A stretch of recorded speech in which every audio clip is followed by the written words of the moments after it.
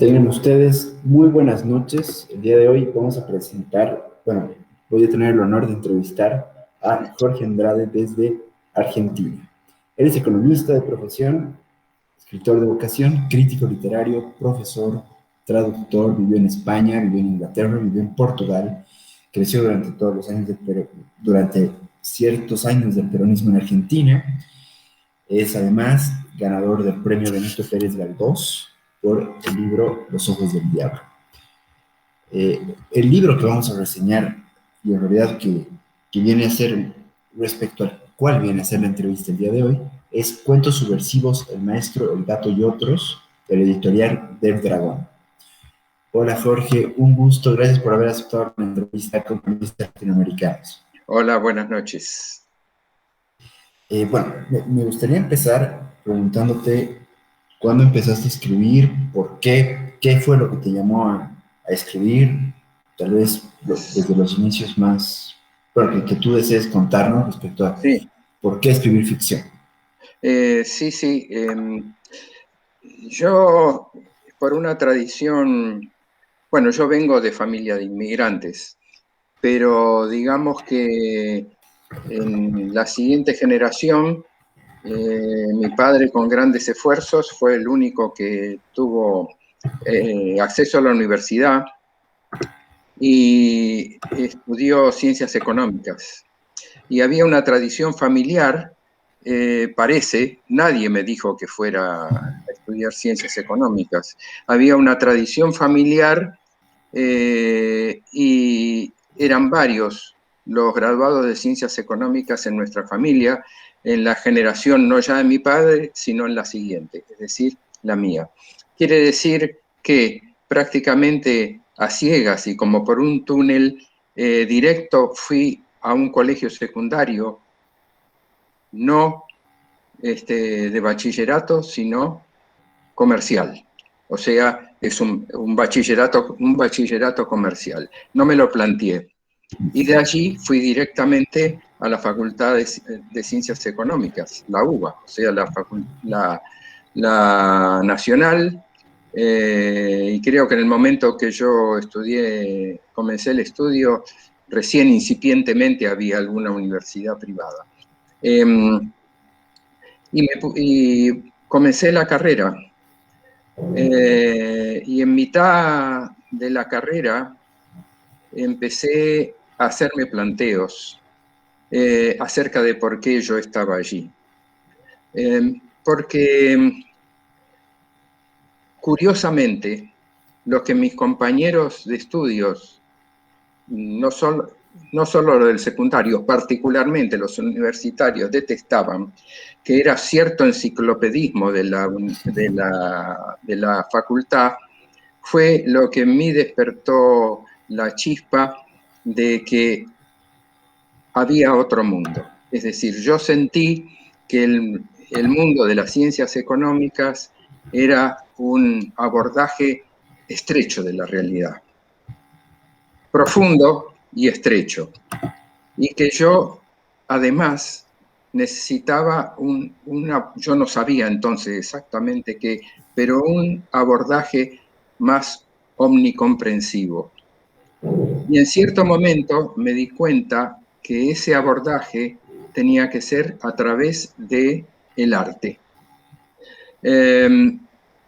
Mi idea original era, mi idea original era la música, pero como en el primer año del colegio comercial, en la primera clase, el profesor me puso entre los desafinados, el profesor decano, entonces la descarté. Después se me ocurrió que lo que quería era pintar, pero como me di cuenta que cuando intentaba dibujar un caballo me salía un corcho con cuatro palillos, con 4 escarbadientes, me dije que no. Y entonces dije, ¿yo qué hago? Y hice exactamente, esto puede parecer una parodia, pero no lo es. Dije, yo conozco el alfabeto, tengo pluma, fuente y papel. Lo que voy a hacer es escribir. Y así fue, porque yo cuando mis primeros años, en los años de la adolescencia, lo que hacía era escuchar mucha música clásica. Me encantaba la música clásica, pero me di cuenta que ese no era mi medio. Y lo que sí debió ayudarme, y mucho, es aquello que marca y limita a las clases sociales.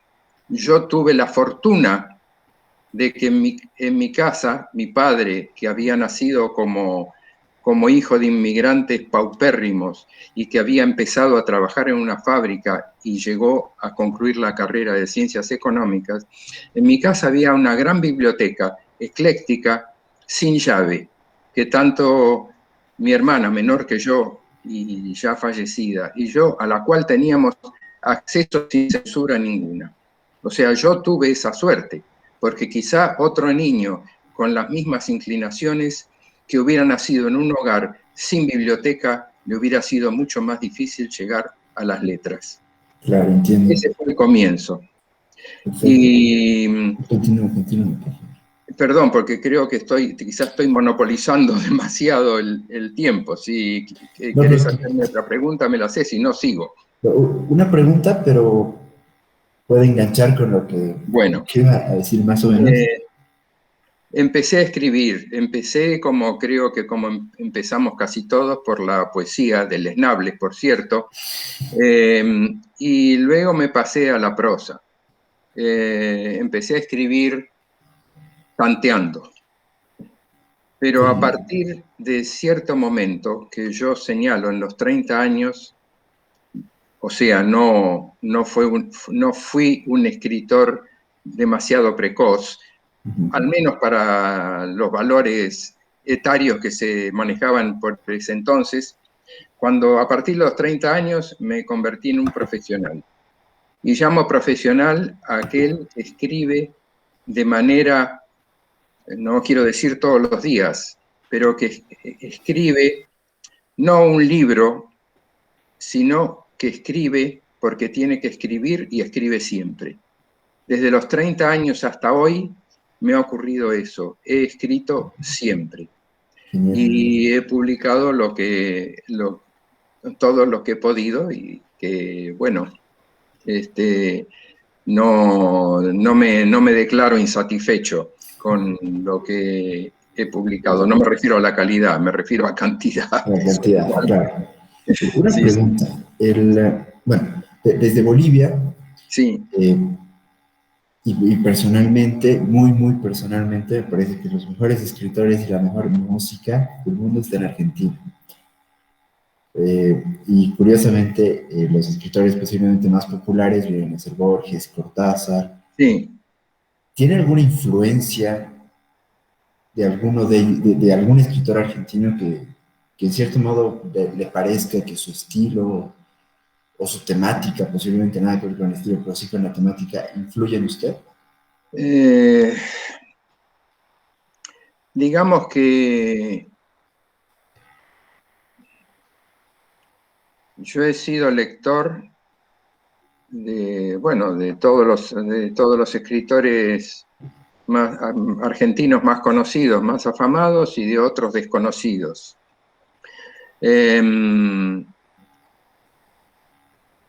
Yo puedo hablar, reconozco influencias de todos, no influencias de nadie en particular, de ninguno en particular.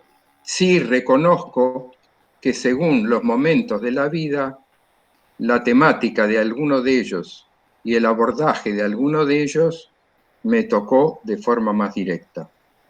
Y lo voy a decir sin ningún tipo de cortapisas.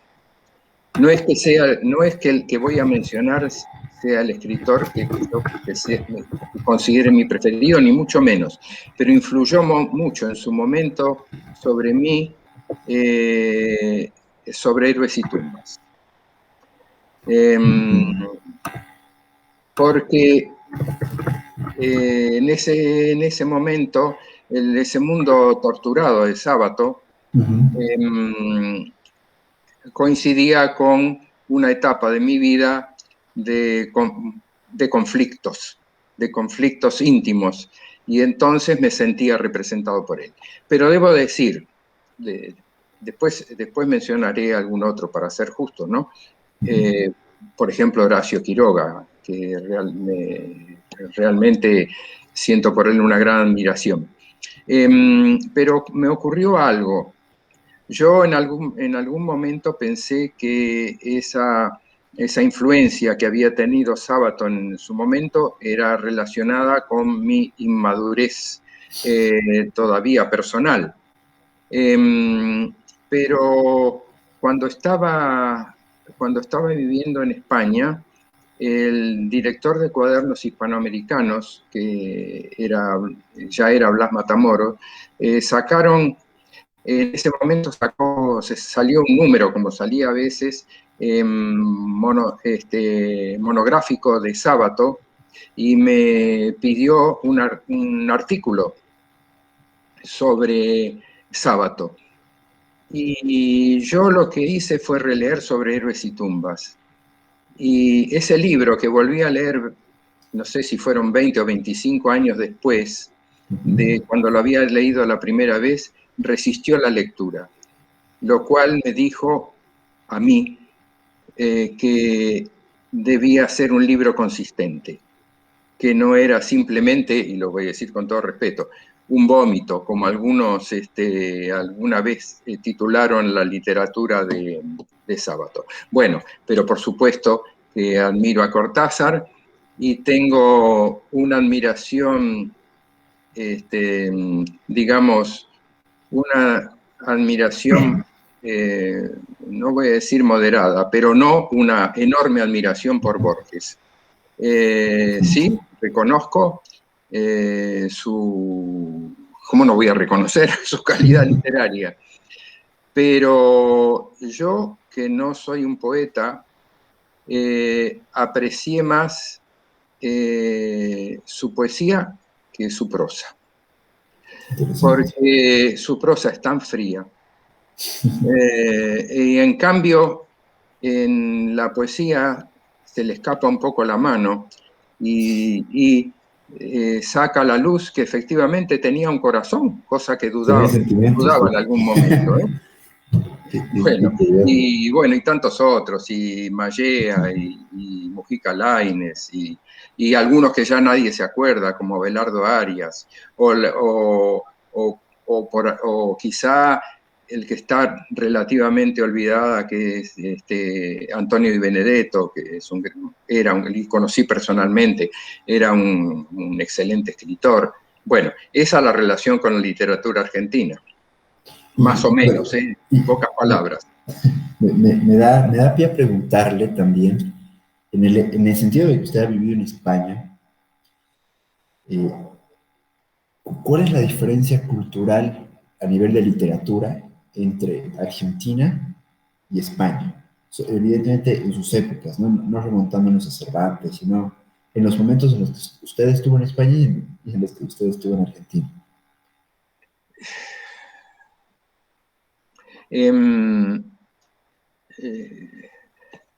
A mí lo que más me gusta, claro, es que a mí lo que más aprecio de la literatura española es un periodo que se había terminado exactamente cuando yo llegué por esos pagos, y es el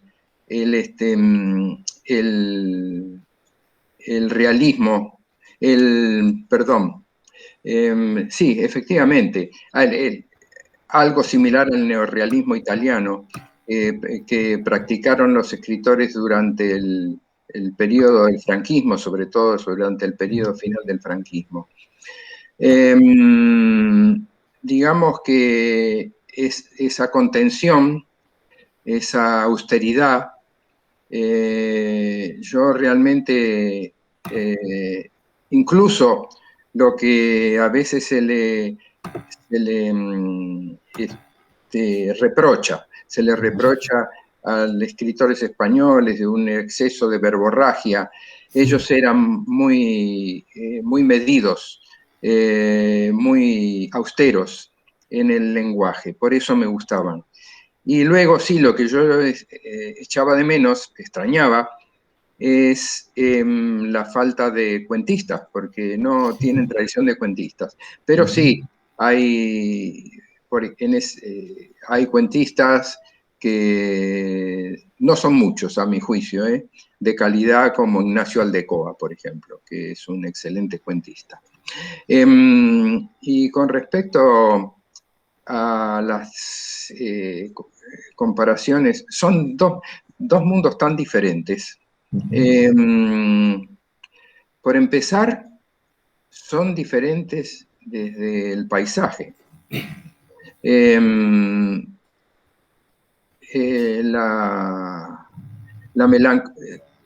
Creo que Gombrowicz, no sé, creo que lo dijo él, que los escritores argentinos que viven en La Pampa, es decir, en la parte llana, toda la parte llana del país, tienen un acercamiento a la realidad parecido a los polacos, porque el paisaje es muy similar. Y el paisaje español es muy diferente y da lugar menos a las efusiones que a la austeridad. Esa sequedad. Yo recuerdo uno de los viajes que hacía en avión, cuando ya venía a la Argentina. Recuerdo que iba una abuela con un nieto de unos 12 años. Y cuando el avión se estaba aproximando para aterrizar en Barajas, el chico que iba al lado de la ventanilla, como hacen los chicos, le dice: abuela, pero el suelo no es verde, es marrón. La meseta castellana. La meseta castellana, que realmente, para llegar a apreciar su variedad, porque la tiene según las estaciones, hay que tener una sensibilidad del Quijote. Yo creo que esa es la diferencia fundamental, el medio ambiente en que se cría, en que nace y vive el escritor. Creo que influye muchísimo. Y además no olvidemos que nuestros inmigrantes, no importa de qué nacionalidad, pero digamos nuestros inmigrantes españoles, aquí se volvieron enormemente nostálgicos, porque nunca pudieron volver.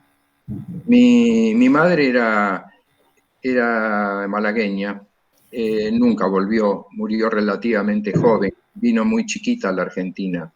Pero mis abuelos, algunos de los cuales no conocí, ninguno pudo volver a visitar su tierra y la añoraban permanentemente, aunque se habían afincado acá y malamente vivían.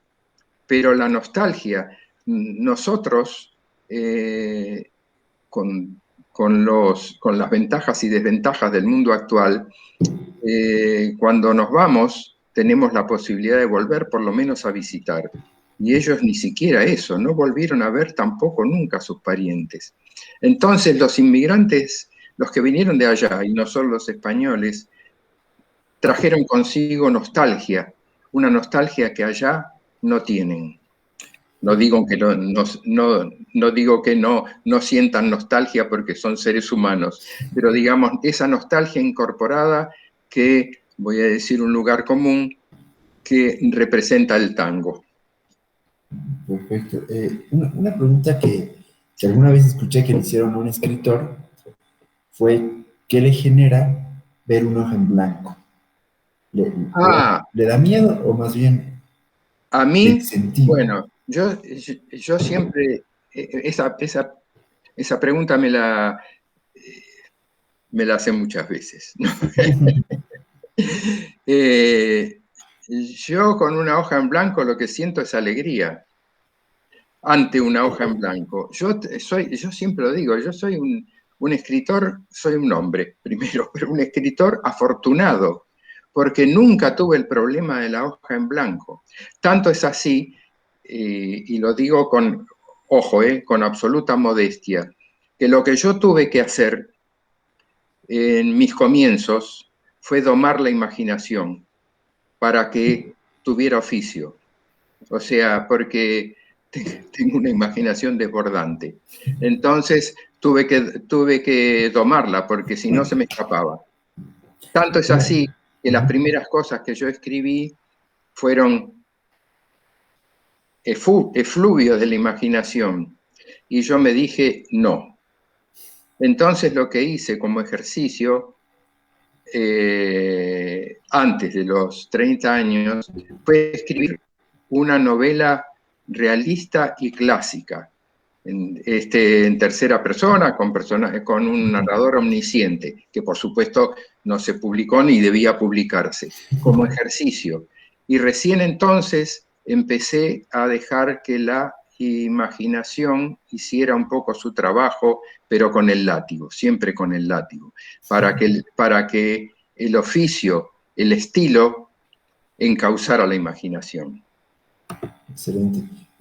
Bueno, ya entrando a lo que viene a ser, a lo que vienen a ser estos cuentos, lo primero que pensé después de leer el libro fue si el orden de los cuentos estaba preestablecido, es decir, o lo fue ordenando.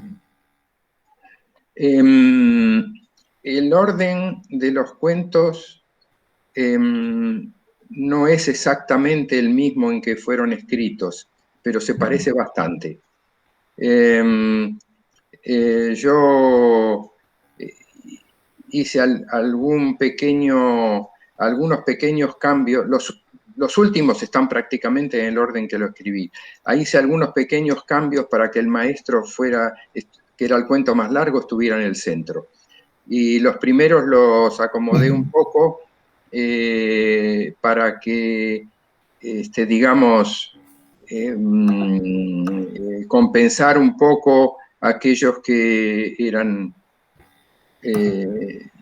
no digo pesimistas, pero bueno, un poco menos felices, con aquellos que tenían un poco más de alegría. ¿No? Yo no creo que los cuentos sean tristes, pero bueno, quería que tuvieran cierto balance entre, digamos, la seriedad y algún que otro toque de humor. Y lo logró, me parece, en muchas facetas. Una duda divertida, en varios libros de teoría literaria, algo que aclaran casi todos los teóricos es que todo cuento tiene que ser fantástico. Es decir, tiene que tener una dosis de lo fantástico. Sí. Y a mí me parece que en cuentos subversivos todos son fantásticos. Es decir, todos tienen una dosis muy grande de fantasía. Mi primera pregunta es si le parece que estoy malinterpretando su libro en ese sentido.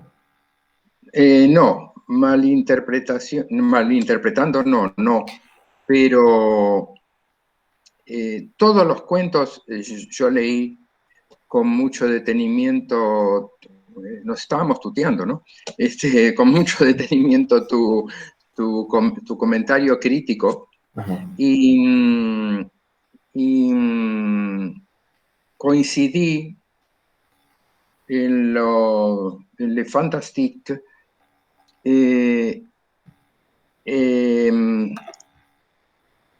Me gustó, ese abordaje. Pero yo lo que te voy a transmitir es qué es lo que yo busqué. Luego está lo que se manifiesta. Yo busqué inquietar al lector. Y yo busqué no que se angustiara, sino que se inquietara y que en lo posible sacara sus propias conclusiones, o sea, siguiera pensando un poquito más.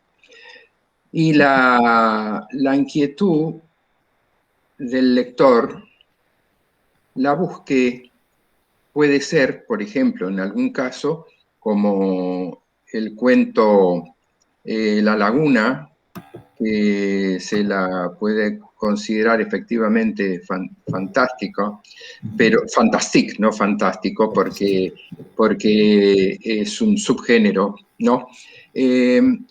Una crítica española lo llamó cuento gótico. Bueno, no importa, cada cual.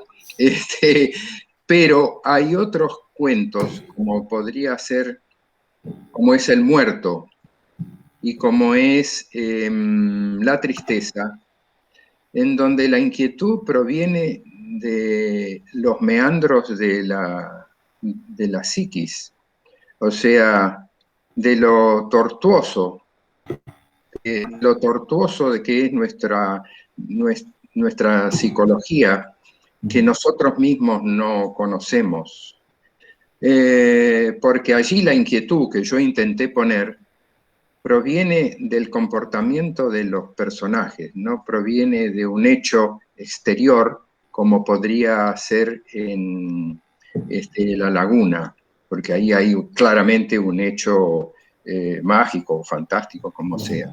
O sea que esa inquietud, que sí intenté que tuvieran los cuentos, no necesariamente tenía que provenir de lo fantástico que se introducía en la realidad, sino de la propia realidad que nos da sorpresas. ¿Hay algún motivo por el cual menciona tanto a animales? Es decir, ¿existe algún hilo conductual dentro de la serie de cuentos por la cual le parecía muy importante mostrar no solamente la vida de los hombres, sino también lo que vienen a ser los animales? Porque los animales me parece que en el libro tienen Sí, una figura muy importante. porque, bueno, la respuesta fácil sería porque amo a los animales, pero es eh, porque mi convivencia, no siempre conviví con animales, de chico y después ya de más grande, porque me movía demasiado y es difícil moverse con animalitos. Porque los animales han sido grandes amigos y compañeros leales y sin intereses creados. Por eso están los animales en los cuentos. Y también están los niños. Sí, eso era Eh, justamente lo que yo le iba a preguntar además. sí, antes los, los adultos hacemos, bueno, si queremos, tenemos que hacer grandes esfuerzos para mantenernos más o menos, no hablo de pureza, pero más o menos honestos con nosotros mismos, ser consecuentes, o sea, hacer lo mismo que se dice. Los niños, que pueden ser muy crueles, sin embargo, creo que tienen una espontaneidad que los adultos pierden con la cultura. Por eso quizá los cuentos más esperanzadores tienen por protagonistas a niños y, y los animales también están en ese papel que juegan de manera totalmente espontánea. Algo que yo no llegué a encontrar en el libro, que casi me ¿Sí? parece que en la medida en la que no estaba en el libro, es porque en realidad es el enemigo del libro, es la soledad. No sé si está de acuerdo conmigo en esa interpretación, de que todos los cuentos tratan de un modo u otro de ir en contra de la soledad.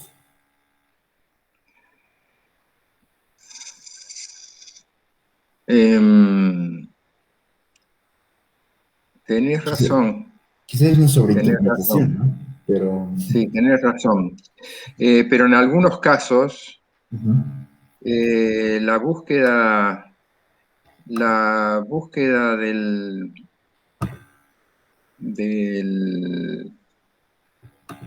algo más que la compañía. Ajá, Tal vez la búsqueda del amor, sin embargo, está teñida por la hipocresía. Hay ¿por cuentos qué? de ¿Cómo? gente junta, Ujú. ¿eh? ¿Perdón? No, no, sí, continúa. Hay cuentos de gente junta, pero Sí, que no se ama. En otros, pero, en otros sí, pero en el cuento La tristeza hay gente junta, pero uno de los protagonistas tiene una enorme soledad. Es el que sufre la tristeza. ujú, sí, sí. Eh,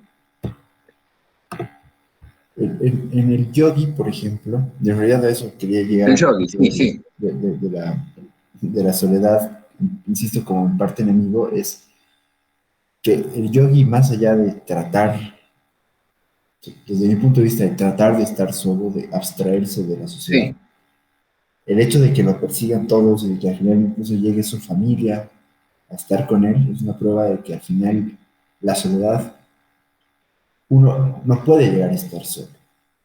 No sé si está de acuerdo con ese punto Eh, respecto a no, ese no entendí muy bien el final, que no puede estar solo, o Ajá, que que no no puede consigue estar estar solo. solo, Así es, que que no no, consigue estar solo. que aunque lo busque no lo consigue. Exactamente. Sí, claro, porque parece, yo digo parece, que el yogi no quería convertir, no pretendía tener, tener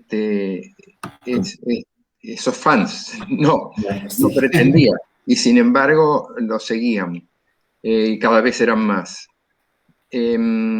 hasta su propio hijo. Em, lo que ocurre que en el momento en que estaba alcanzando el nirvana, se encontró con el terror. Ujú. Y es problema del yogi. Eh, digamos que yo, que hace muchísimos años practico yoga, sin llegar, por supuesto, a esa perfección, digamos, sí que lo considero una ayuda importante y en la búsqueda de cierta serenidad. Eh, Pienso, siento o sentí en ese momento final del yogi que no, que fracasaba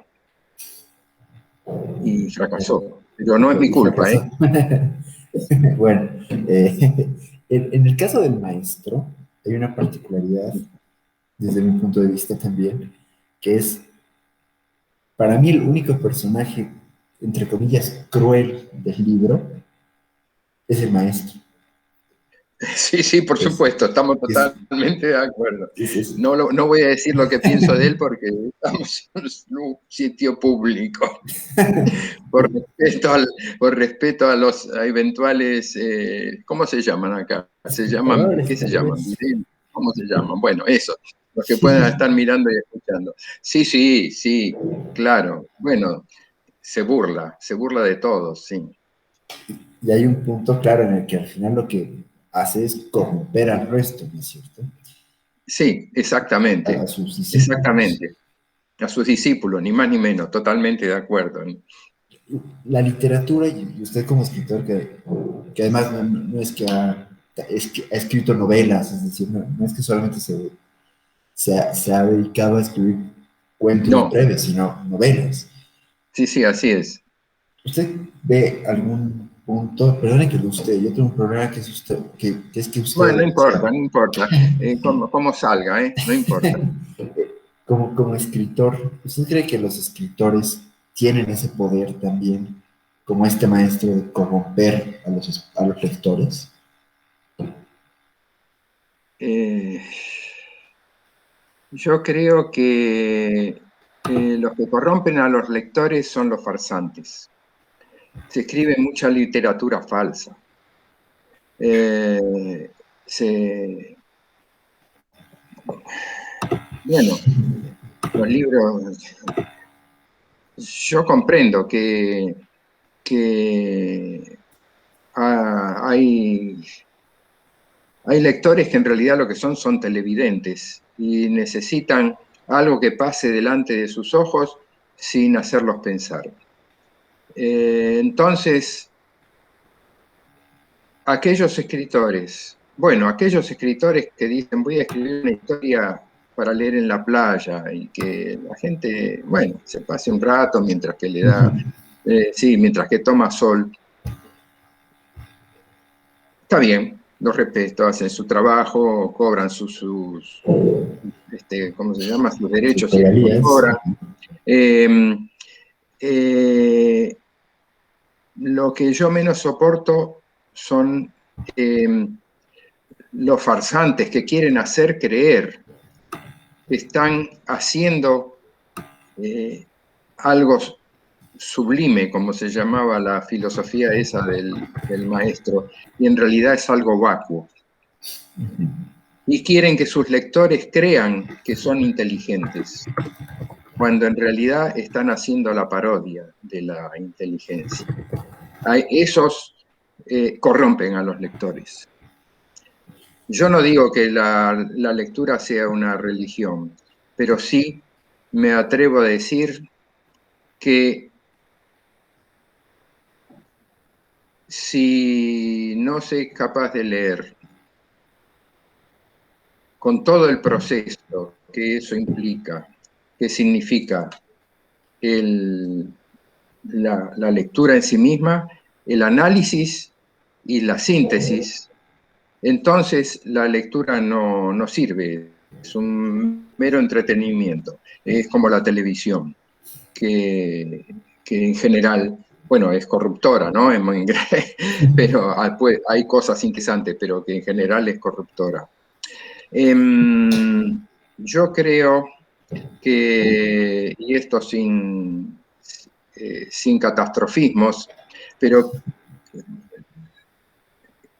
la cultura humana no es una recta con pendiente positiva, es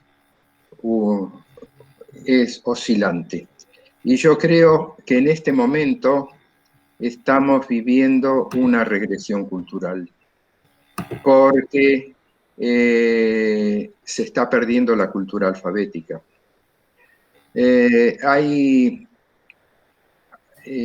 Hay bastantes libros y ensayos acerca de los que escribió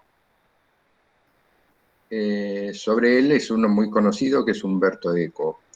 Hay, por ejemplo, un ensayo maravilloso de Furio Colombo, que yo lo cito en una de las novelas, porque a partir de su ensayo escribí la novela. Pero de Umberto Eco tiene un símil, lo escribió bueno, ya está muerto, pero lo escribió hace 40 años, cuando todavía no existían estos medios.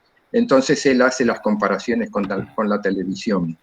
Y compara la televisión con los capiteles románicos, porque dice que, por ejemplo, uno ve el románico de Santo Domingo de Silos, que es uno de los que es maravilloso, y entonces allí estaba el mundo sobrenatural, el mundo de el mundo de los oficios y los estados, o sea, los militares, la iglesia y los aldeanos y los artesanos. Y no necesitaban saber leer y escribir, porque eso les indicaba desde el principio hasta el fin de su vida cuál era su papel en la sociedad. Y la cultura audiovisual permite a muchos que no han leído nunca un libro hacer su trabajo a través de estos medios, porque conocen la técnica, pero conocen la técnica que otros le entregan y su conocimiento es de ensayo y error. Yo mismo, que digamos,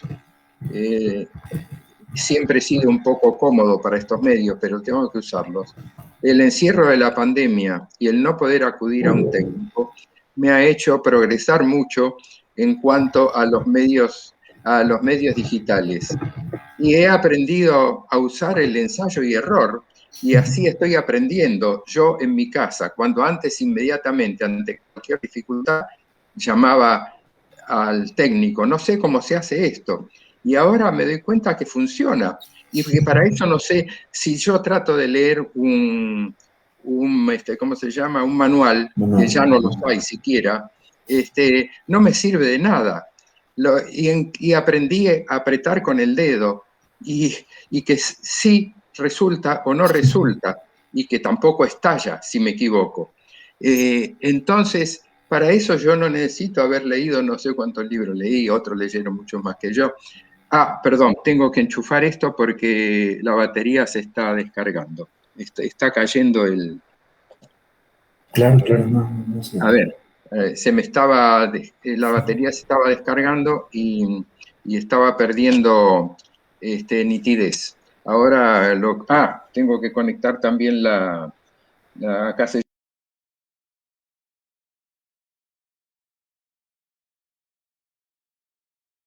Ahora te veo bien. Bueno. Pero para este progreso que me hace sentir enormemente orgulloso, porque antes me sentía una especie de cavernario de los medios, este progreso lo consigo sin necesidad, lo habría conseguido también si nunca hubiera leído un libro. Por eso digo que creo que estamos en de la curva, creo que estamos en una pendiente negativa. Yo creo, con todo respeto por lo que usan estos medios, que estamos viendo una regresión cultural. Porque empezamos con no me acordaba bien de dónde venía esto.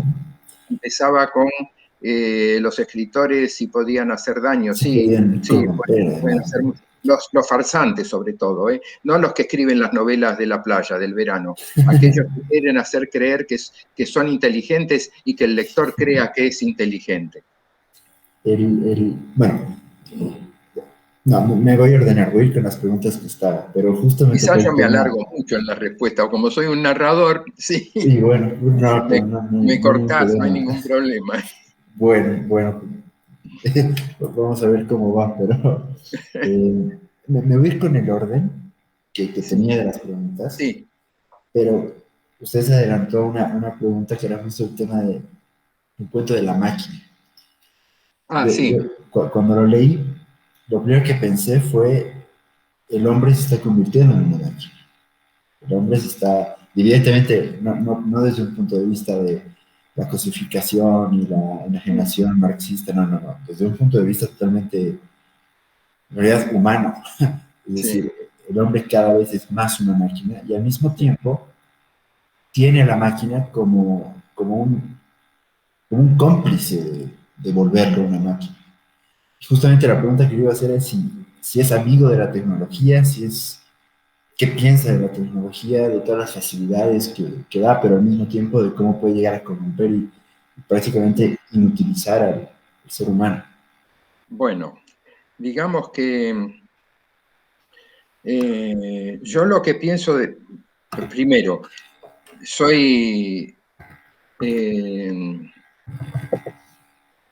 respeto críticamente la tecnología. Ahora, lo que no respeto es la propaganda. Es decir, no la propaganda por los artículos de consumo. La propaganda que nos hace creer que esta es la única alternativa. Que esta es el teléfono que se pliega, es la necesidad máxima del ser humano.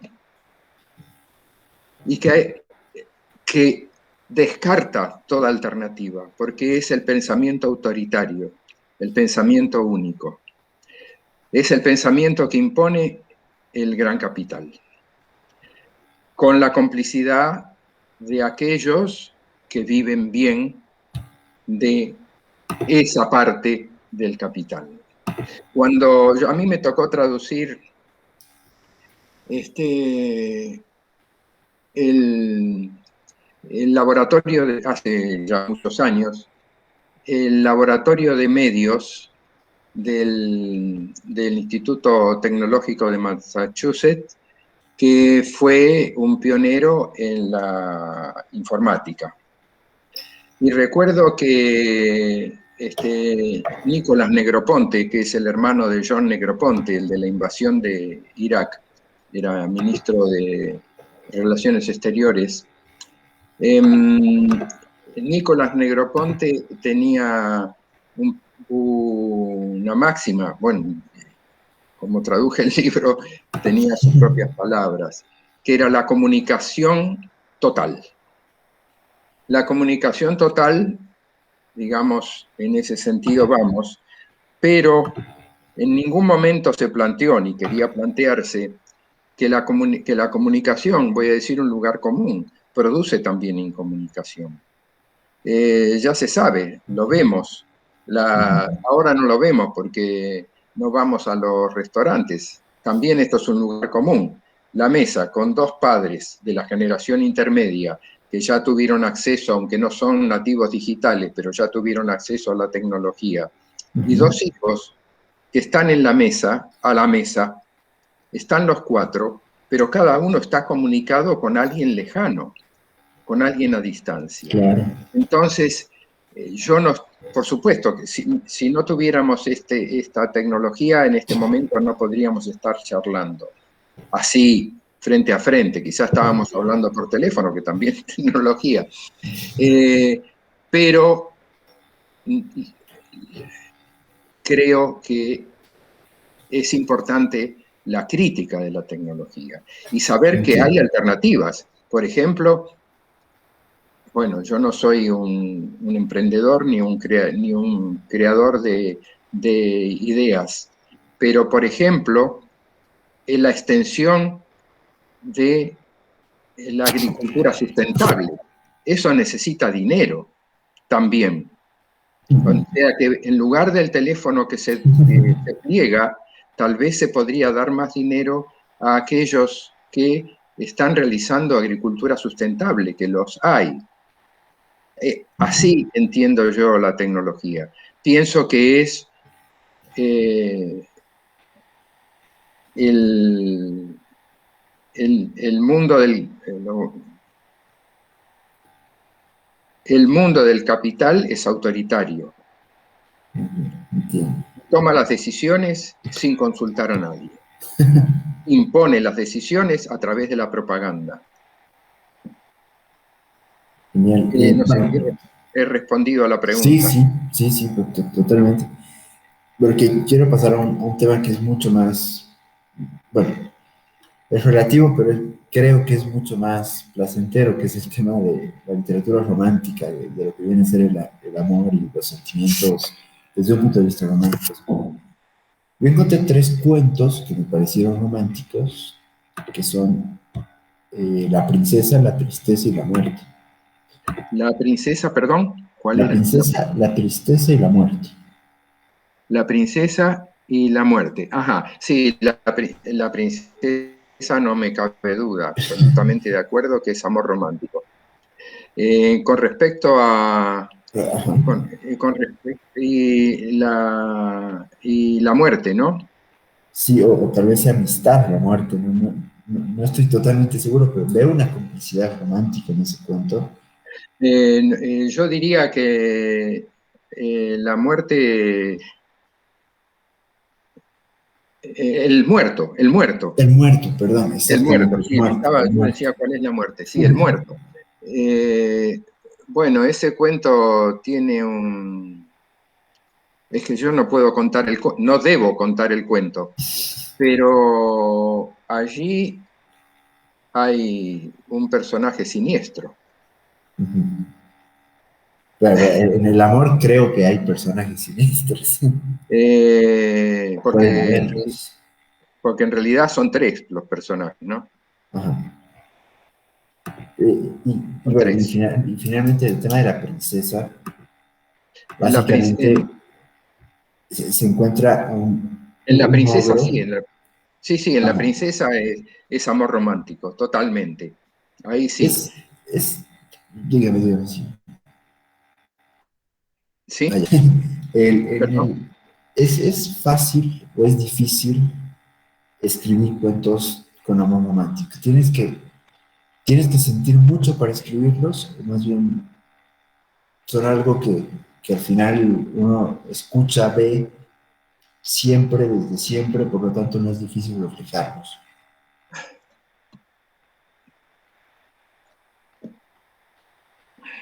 Y es una pregunta un poco cursi, pero No, no, no, no es cursi en absoluto, no es cursi en absoluto. Sino que el, el amor romántico, yo admito que en la princesa hay amor romántico, pero reivindico el amor romántico para los pobres y los feos. ujú, totalmente, sí, sí. Bueno, sí, así sí, sí, sí, estamos de acuerdo. Perfecto en ese caso. Y bueno, ya pasando a otro tema que igual me parece que es muy interesante respecto al libro en sí, además de la influencia que tienen las personas, es el tema del arte. Para mí, si bien el cuento que a mi gusto más muestra el tema del arte es el equilibrista, a pesar de que el equilibrista, desde mi punto de vista, no es exactamente un artista, pero es casi un artista, ¿no es cierto? Sí. ¿Cuánto se ha, no quiero decir prostituido, pero cuánto se ha dejado de hacer arte en verdad y de consumir arte de verdad? ¿Y cuánto se consume en realidad lo que, y parafraseando un poco lo que usted dijo, a farsantes que simulan ser artistas? Sí, oh, sí, sí, sí. Bueno, digamos, yo probablemente, bueno, a mí, digamos, mi señora y yo, los dos somos diletantes. Y cuando siempre hemos ido a ver pintura, escultura, pero sobre todo nos gusta la pintura, pero no somos críticos ni conocedores, nos gusta. Pero te voy a contar, quiero decir algo acerca de los farsantes que decías, y las instalaciones. Yo hace años fui allí al Malva a ver, había una instalación que estaba puesta en la planta baja y el objetivo era, no, no recuerdo el nombre que tenía, pero el objetivo era resaltar la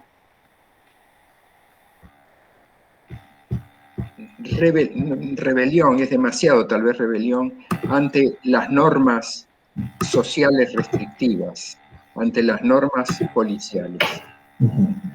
Entonces, la instalación, uno la veía a ras del suelo, y resulta que en el Malva, aparte de los pisos superiores, en la planta baja una escalerita que sube hasta una puerta que no sé qué es lo que hay adentro de la puerta, detrás de esa puerta.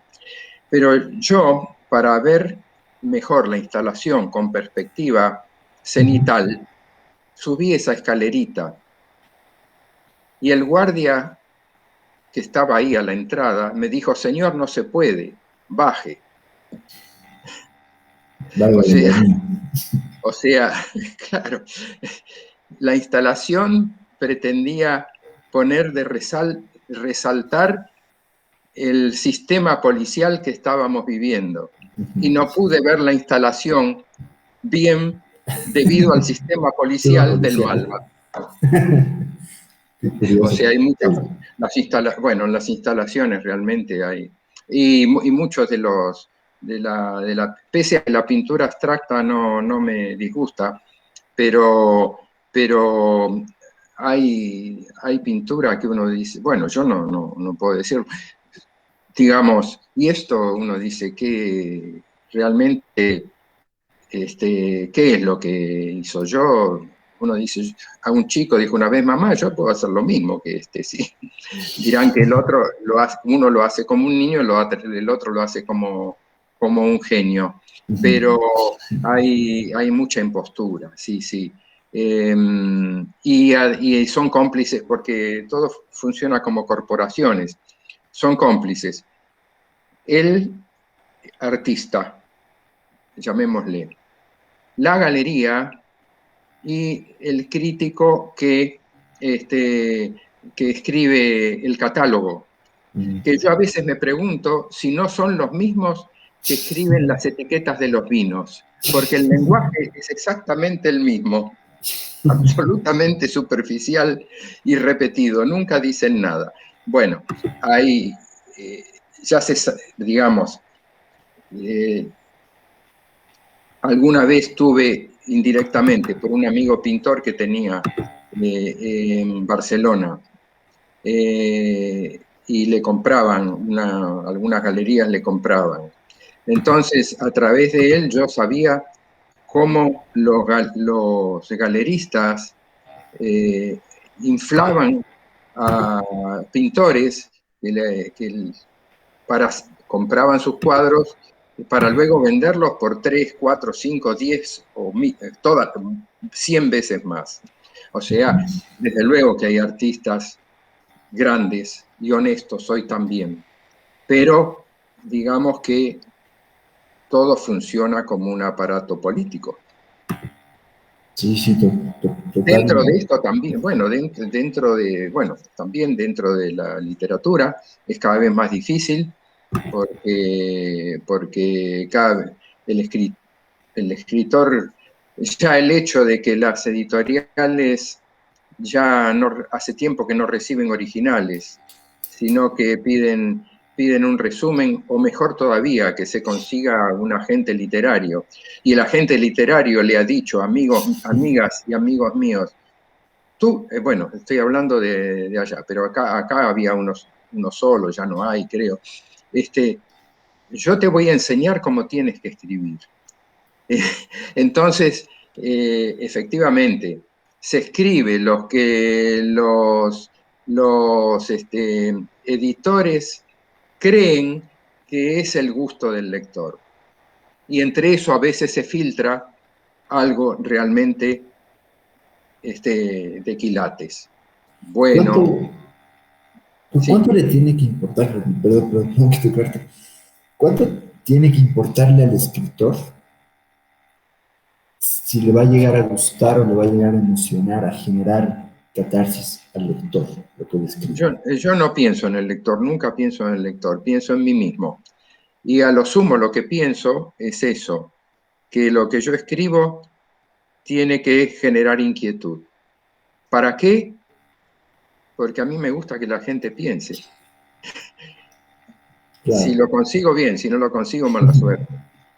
Bueno, algo con lo que en realidad empezó y que me pareció y se me quedó muchísimo fue el hecho de que Borges demostró que tenía corazón cuando escribía En la los poesía, poemas y sí, sí, cuando en la poesía se le escapa, sí, un poco. se puede escribir sin sentir. Un escritor puede llegar a escribir si no siente. Yo no sé lo que pasa, yo no puedo. Yo siento cuando escribo. Sí, sí. Por eso,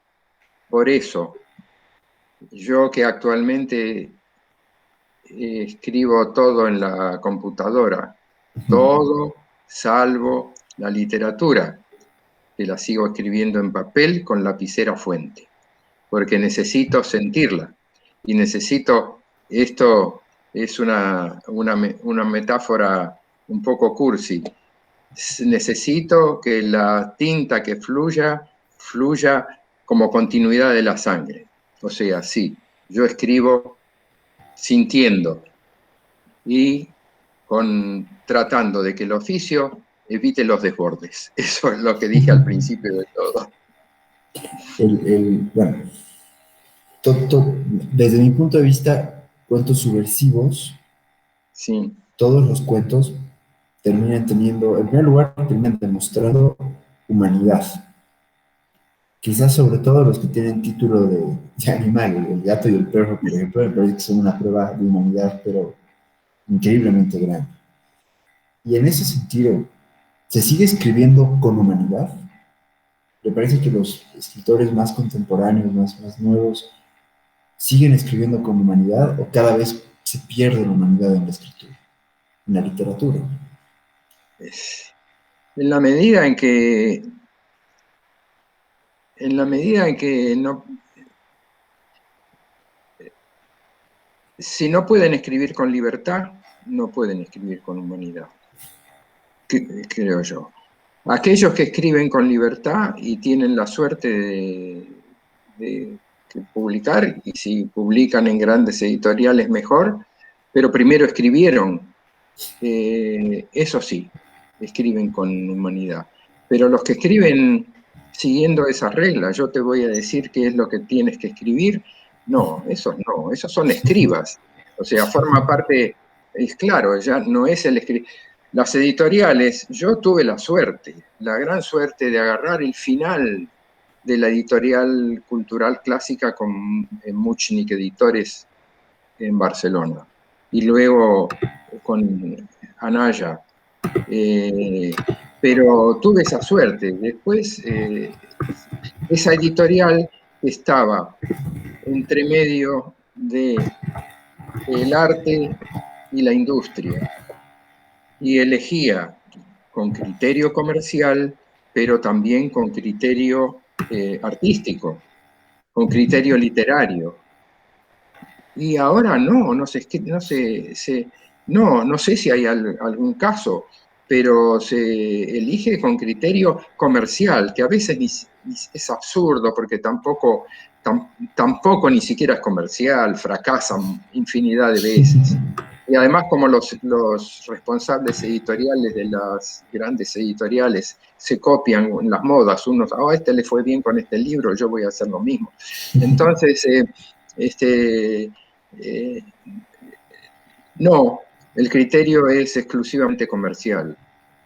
No importa, esos grandes editores como lo era acá en la época de Sudamericana, cuando Sudamericana, por ejemplo, Sudamericana era una editorial independiente, o la Fabril Editora, donde el padre de Muchnik, Jacobo Muchnik, que dirigía la Fabril Editora, que era una gran editorial, publicó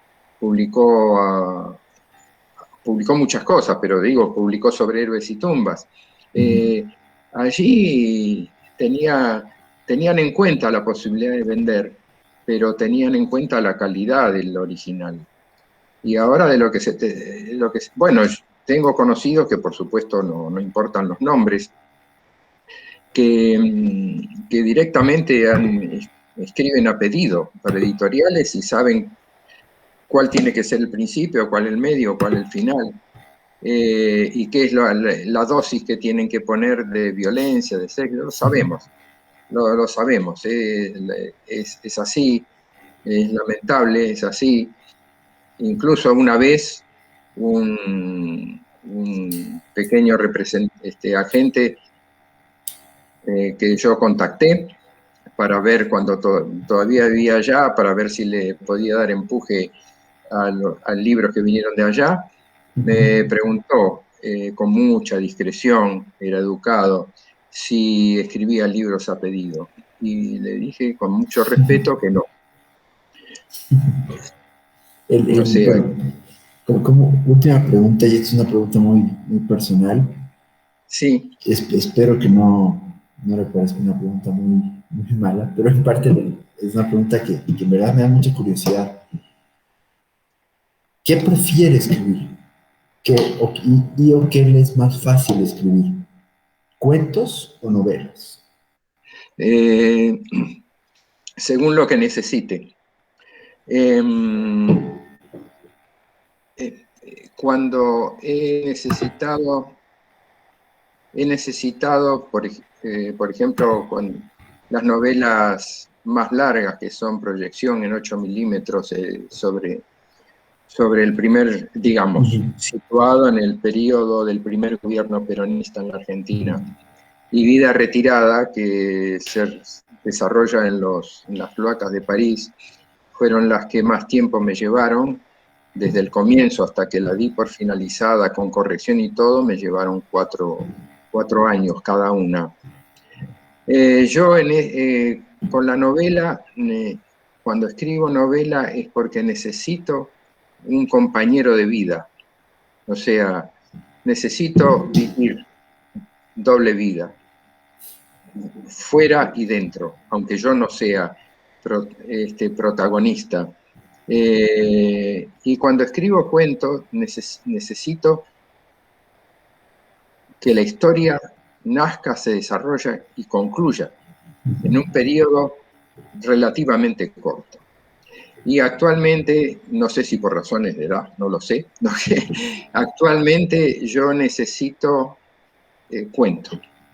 Y más aún, después de un tiempo de descanso un poco más prolongado de lo habitual, por todas estas razones de la vida muy particular que estamos viviendo, he vuelto a escribir y otra vez estoy escribiendo historias cortas, pero que ya ni siquiera los llamo cuentos, los llamo reflexiones. O sea, me permito la libertad de escribir lo que se me ocurre. No importa el género, ya no me importa el género. Y allí voy a poner de todo. Incluso voy a poner, ya lo tengo en mente, hechos, nunca lo había hecho, un hecho autobiográfico con mi nombre, que soy personaje dentro del hecho, en una gran empresa donde yo trabajé. Y voy a poner los nombres de todos. Al que nunca se sabe, muy raro, porque casi todos eran economistas, contadores públicos, etc. Muy raro que un economista o un contador público, si están los que estén vivos, lea literatura. Pero si alguno es a milagro, cuando lo escriba, alguno leyera y se ve con su nombre ahí, no me importa.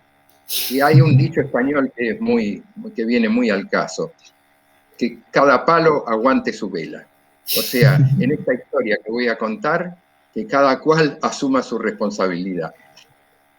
O sea que eso, actualmente ni siquiera el género cuento, lo llamo reflexiones.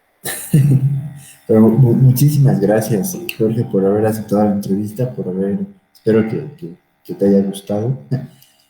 Bueno, gracias. te iba a decir justamente que ha sido una entrevista en donde me he sentido muy cómodo, porque aparte de la inteligencia del entrevistador, y esto no es un piropo, no es ni más ni menos que la verdad, y del crítico, más allá de puntos, porque donde coincidimos y donde no coincidimos, eso no tiene importancia ninguna. Más allá de eso, me han hecho alguna vez buenas entrevistas simpáticas, pero me han hecho horribles entrevistas algunos, pero me han hecho algunos buenas entrevistas personajes deleznables. Entonces, no, de esas ni me quiero acordar.